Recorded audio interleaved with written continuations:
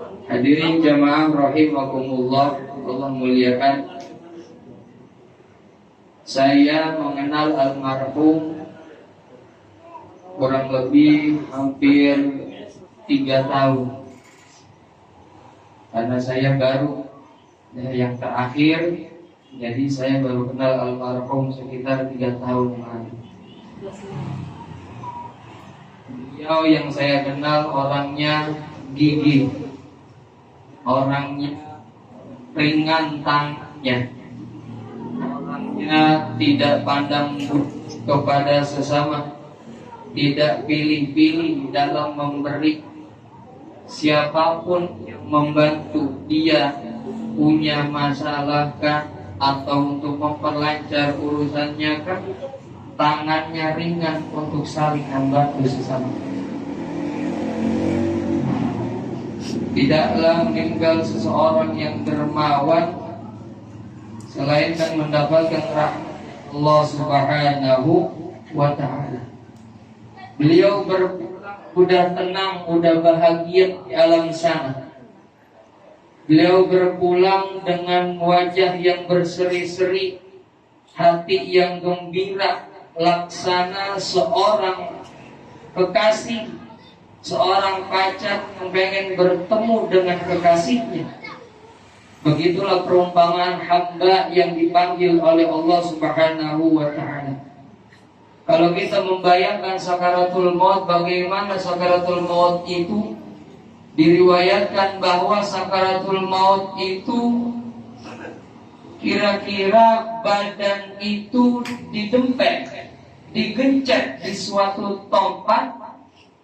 Badan itu masuk ke dalam lubang yang lubangnya segede jarum jahit. Kira-kira jarum jahit lubang gede apa kecil?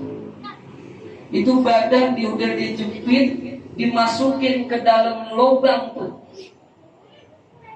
Dimasukin ke dalam lubang, begitu rasa sakitnya sakaratul maut.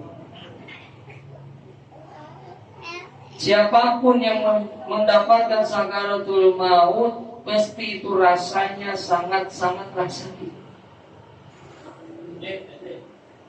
Makanya para ulama kita mengajarkan kita bagaimana caranya kita untuk mendapatkan husnul khatimah. Selain memohon kepada Allah, meminta kepada Allah, ya, kita dianjurkan untuk membaca ya Allah biha, ya Allah biha, ya Allah bihusnil khatimah. Itu adalah kalimat yang insya Allah dengan memperbanyak kalimat tersebut akan meninggal dalam keadaan husnul khatimah. Kemudian para jemaah hadirin rahimakumullah, ketika jenazah seseorang telah mengalami sakaratul maut, diambil nyawanya, diberangkatkan ketemu Rabbnya, diambil dari ujung kakinya, pelan-pelan diambil oleh Allah Subhanahu wa ta'ala, oleh malaikatnya Allah, sampai ke atas ubun-ubun.